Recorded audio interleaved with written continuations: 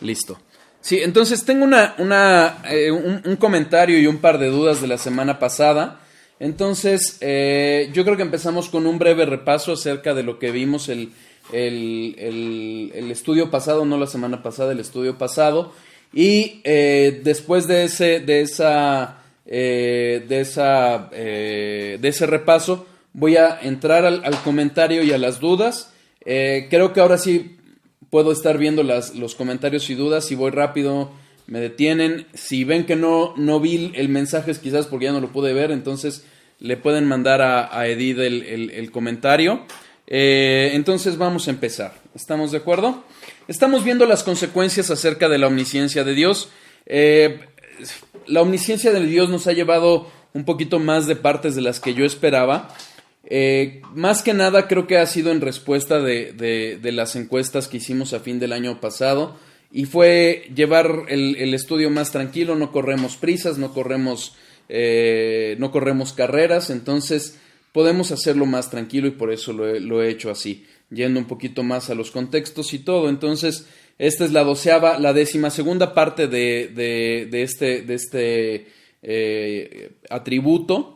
Y bueno, pues espero que pueda ser de bendición, y vamos con las consecuencias. Hemos visto con los atributos las consecuencias que deben de tener o deberían de provocar esa palabra, esas verdades en nuestros corazones, y derivado de ello también lo estamos haciendo con la omnisciencia.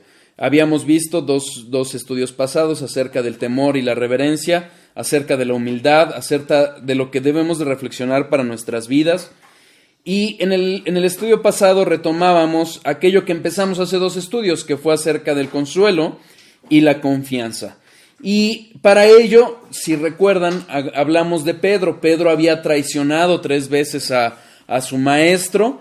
Al haberlo negado, vimos que lo negó primero simplemente diciendo que no lo conocía, la segunda vez jurando, y la tercera vez maldiciendo. ¿Por qué? Porque cuando conocemos a Dios, la transformación que llega a nuestras vidas es de tal profundidad que aún a través de esa transformación que nos va haciendo, transforma también nuestra lengua, nuestra forma de hablar.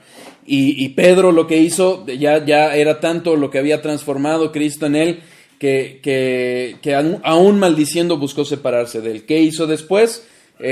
Lloró amargamente, lloró arrepentido de haber negado a su maestro, siendo que se había cumplido la profecía que Dios le había dado al respecto, y no había obedecido a las advertencias. Cuando Cristo estaba orando en Getsemaní, les reclamó a sus discípulos que ellos estaban durmiendo, y les dijo: velad y orad para que no, porque la carne es débil y el espíritu los va a sustentar. Y no habían hecho no habían logrado, no habían mantenido en oración, y eventualmente caería Pedro. ¿Qué sucedió después? Vimos cómo Pedro incitó, les dijo a los otros discípulos que lo que hicieran mejor regresaban a pescar, y no habían logrado pescar nada. Habían estado toda la noche pescando. Y llega Cristo en la playa, hasta el amanecer, y les dice echar las redes del lado izquierdo. Voy a retomar un poquito algo de esto al contestar el primer comentario, porque incide sobre este pasaje, pero esto es nada más el repaso. Entonces ellos echan la red, es una pesca milagrosa nuevamente, y entonces es cuando Juan reconoce a Cristo como presente ahí en la playa, y entonces Pedro se echa al mar y va a Cristo. Y en ese momento se da entonces la restauración. 3 veces había negado Pedro a Cristo, 3 veces le pregunta Cristo, le pregunta, Pedro, ¿me amas? Y en ese momento se da esa restauración. Está la tercera vez que le pregunta Cristo acerca del amor que le tenía, que se entristece Pedro, y ¿a qué atributo acude? Al atributo de la omnisciencia. Le dice: Señor, tú lo sabes todo, tú conoces mi corazón, sabes que te amo. Y lo que veíamos es que Cristo no solo conocía ese corazón de Pedro, sabía incluso cómo iba a morir. iba a morir como mártir perseguido por el Evangelio. Entonces sabía que ese amor era auténtico, ese amor iba a dar fruto, iba a llevarlo no solo a la obediencia, sino incluso a la muerte misma. Pedro había entendido muy bien el sacrificio, la enseñanza de Cristo de toma tu cruz y sígueme, y la iba a llevar a cabo. Entonces, es al atributo de la omnisciencia de Cristo que Pedro aduce para que Cristo reconociera ese amor que él tenía por él. ¿Dudas hasta aquí? Cualquier duda me escriben. La otra consecuencia es que algo que debe de impactar este entendimiento de la omnisciencia es nuestra adoración. Vimos que Dios lo conoce todo, y una de ese conocimiento de todo que tiene Dios es que Dios se conoce a sí mismo perfectamente, conoce sus perfecciones, su esencia, sus decretos, todo de sí mismo lo conoce, y por ende solo por Él podemos conocerlo, es decir, solo a través de Cristo, de la revelación que Él nos da, es que podemos conocerlo perfectamente. Entonces, derivado de ello, es que nosotros podemos ver también que Dios, al conocerse a sí mismo perfectamente, conoce perfectamente aquello que le complace. Entonces, derivado a que conoce aquello que le complace, es a través de ello, o a través de esta omnisciencia, que debemos de rendir nuestra adoración. Es decir, Dios se conoce a sí mismo perfectamente, conoce lo que le complace, nos dice qué es lo que le complace, y con base en lo que le complace es que nosotros debemos adorarle. ¿Queda claro? Y entonces vimos que algo que le complace es la obediencia, algo que no le complace es la maldad, se complace en que tengamos temor de Él, y por último determina cómo y de qué manera adorarle. Ahí es donde vamos a retomar el estudio de hoy, pero voy a hacer una pausa justo para que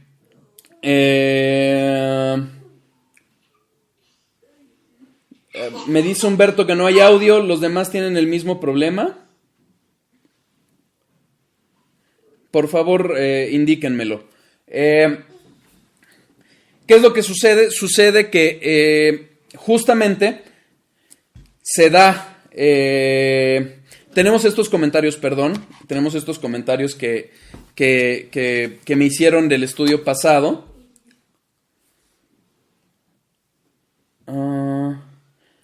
Humberto, parece que sí lo escuchan en otro lado. Creo que el problema está en tu teléfono.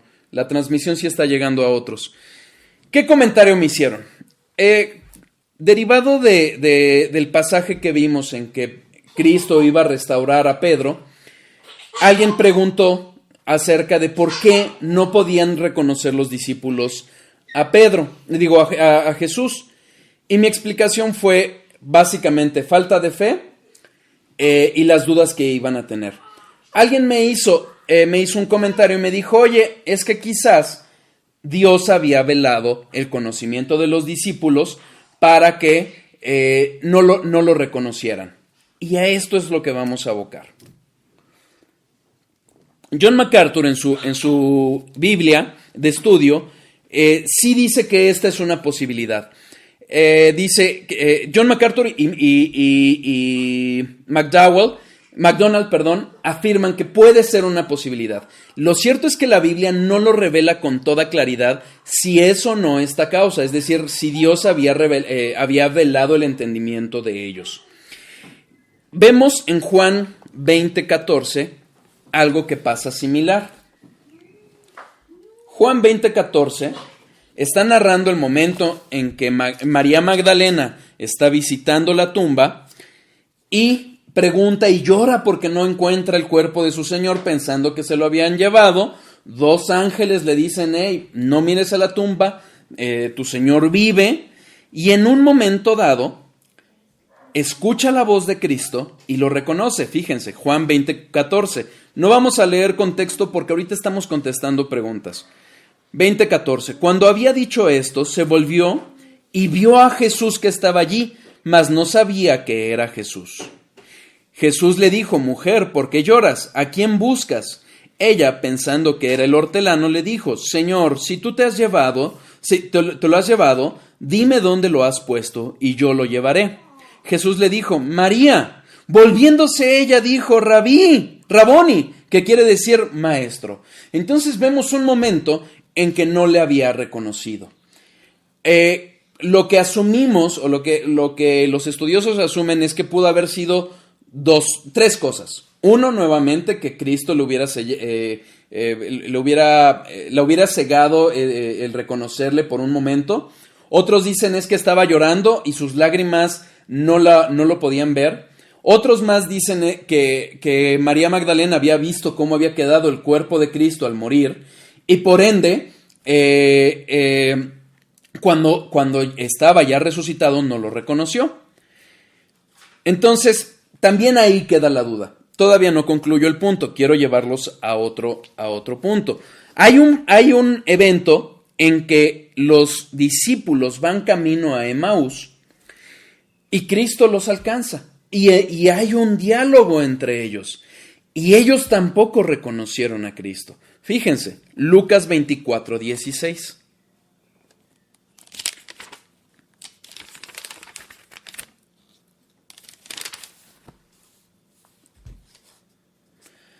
Mas los ojos de ellos estaban velados para que no le conociesen. Aquí expresamente la palabra sí nos refiere con mucha claridad que los ojos de los discípulos estaban velados. Es decir, aquí ya no hay momento de especulación para saber si era la luz, si era el que no reconocían el cuerpo de Cristo o si les faltaba fe. Aquí es muy claro que era lo que estaba pasando. Dios les había velado los ojos para que no lo conociesen. Cristo les empieza a hablar acerca de cómo Cristo estaba en las Escrituras desde en todo el Antiguo Testamento, y entonces ellos dicen que sintieron ese despertar con las palabras de esta persona y eventualmente reconocen a Cristo. Pero aquí sí vemos muy claramente que Dios les había velado los ojos. Entonces, ¿cómo interpretamos los otros dos pasajes? El de María Magdalena y finalmente el de Juan, que nos llevó a analizar la omnisciencia, de que no conocían a Cristo. Insisto, donde la Biblia no habla, nosotros no podemos hablar con toda claridad qué es lo que está pasando. Donde la Biblia calla, nosotros debemos de callar. Pero es cierto que aquí nos muestra una realidad en el sentido de que los discípulos no reconocieron inmediatamente a Cristo. ¿Por qué se puede dar esto? Hay muchas especulaciones. Una puede ser la falta de fe. The Reformation Study Bible afirma que puede ser esta posibilidad, es decir, falta de fe o escepticismo respecto a que Cristo iba a resucitar.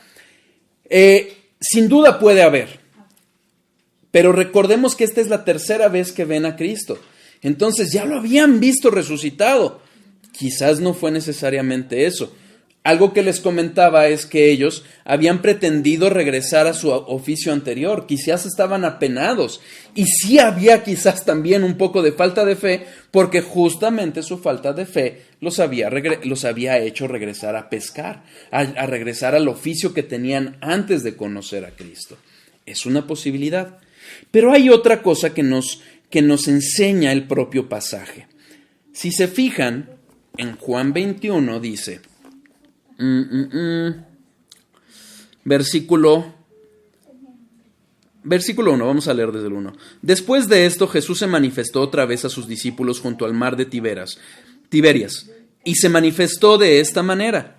Estaban juntos Simón Pedro, Tomás llamado Dídimo, Natanael el de Caná de Galilea, los hijos de Zebedeo y otros dos de sus discípulos. Simón Pedro les dijo: voy a pescar. Ellos le dijeron: vamos nosotros también contigo. Fueron y entraron en una barca y aquella noche no pescaron nada. Es decir, fíjense en qué momento está sucediendo. En la noche, ¿ok? Cuando ya iba amaneciendo, se presentó Jesús en la playa, mas los discípulos no sabían que era Jesús.